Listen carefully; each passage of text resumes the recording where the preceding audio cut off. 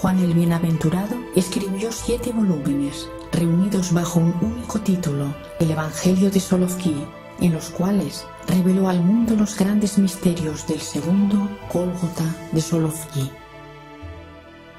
El padre Juan habla de todo a la vez, de la historia entera, del Gólgota entero, lo que siente él.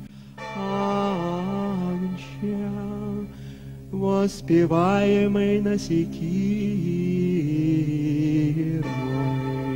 море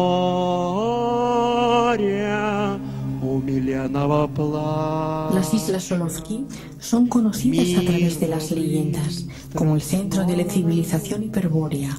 Al comienzo del siglo pasado, en este lugar se creó uno de los más terribles campos de la muerte stalinianos.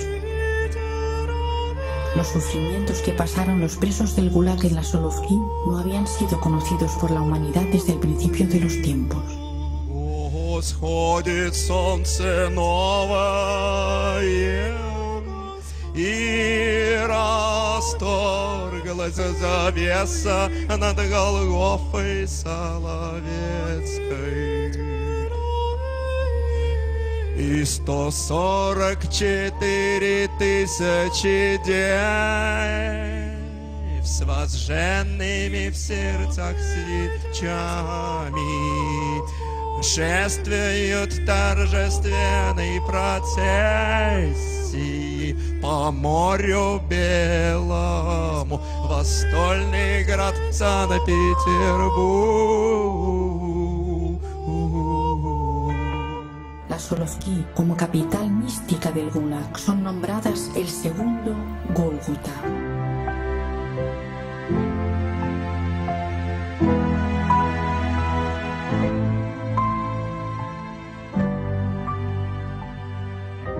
Juan el Bienaventurado fue misteriosamente introducido por los ancianos de Solovki en la torre del tesoro místico solovkiano.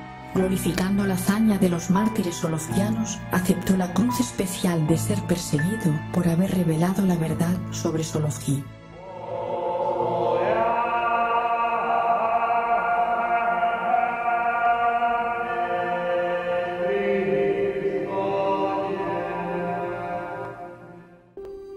Serafim el Enternecido, nombrado rey del segundo Gólgota y patriarca de Solovki al pasar 39 años en los campos del Gulag, concedió a Juan el Bienaventurado un don inaudito, el cáliz solovkiano, en el cual fueron recogidas las últimas gotas mírricas de la sangre de cada mártir, vertidas en su pasional premortal. Este cáliz ardiente se llama el grial solovkiano. El cáliz del grial con la sangre mírrica de Cristo es de una enorme fuerza espiritual, transfigurando al hombre. Es aquel cáliz que estuvo en las manos de José de Arimatea y en el cual se recogió la sangre de Cristo, que se transustanció en los compuestos mírricos de la Inmaculadez. Hay una persona que también es el custodio del grial. Hoy es única en la tierra. Es el Padre Juan el Bienaventurado. Desde el principio, el grial es considerado como la segunda cuestión más importante después de Cristo. A partir del segundo Gólgota de Solovki, reafirma Juan el Bienaventurado, el grial ha sido devuelto a la humanidad. El grial en las manos de Juan el Bienaventurado obra milagros. Miles de personas confesaron en sus cartas y en conversaciones privadas que Padre Juan se les apareció y les prestó la ayuda necesaria en momentos difíciles. Al ser ungidos con los aceites mírricos, muchos se curaron de enfermedades graves. A algunos les ha salvado con toda certeza de una muerte inminente.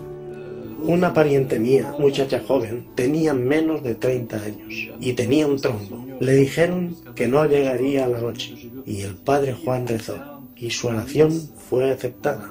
Por la noche estaba ya absolutamente sana. El trombo desapareció y no hubo más, y la niña sigue viviendo. Él es de esa clase de personas que puede profetizar y predecir nuestro destino y quizás también influir en él. Pero esto es muy complicado, ya que las condiciones sociales en las cuales vive nuestra sociedad pertenecen a esferas totalmente opuestas a aquellas a las que aspira su alma. A principios de los 90 fue organizada una campaña para desacreditar a Juan el Bienaventurado y a los seguidores de su escuela. Tuvieron que dar testimonio de su fe cuando difamaron su reputación.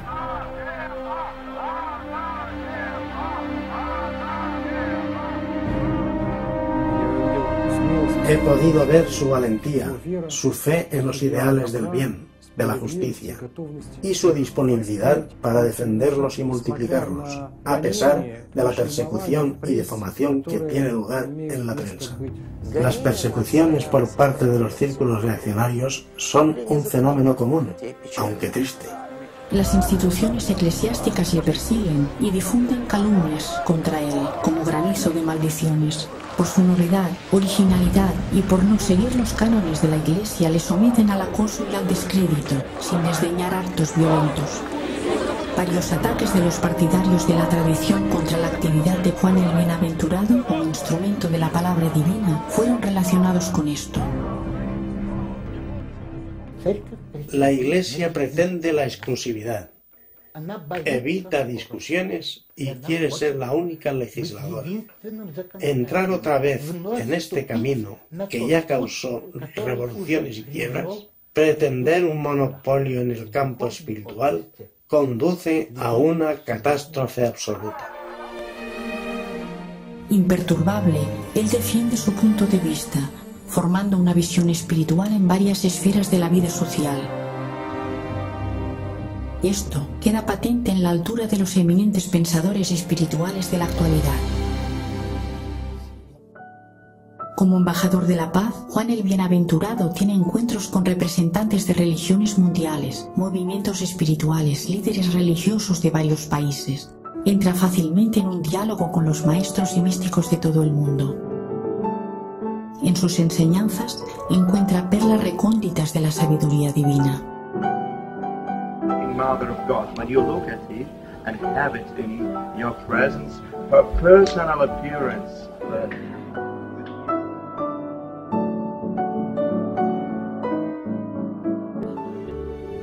Con su participación se organizan cada año foros multitudinarios, congresos y encuentros internacionales.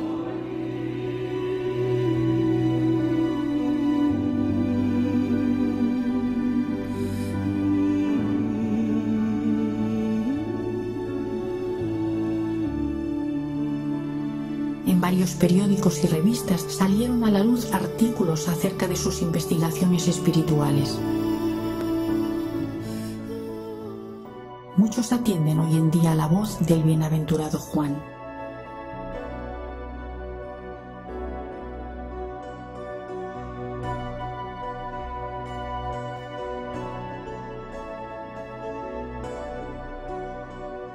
Él formó una pléyade completa, varias generaciones de hermosos sacerdotes, de un tipo nuevo, de la orden de Melquisedec, que viven con ideales de pureza, desapego a lo mundano y servicio desinteresado.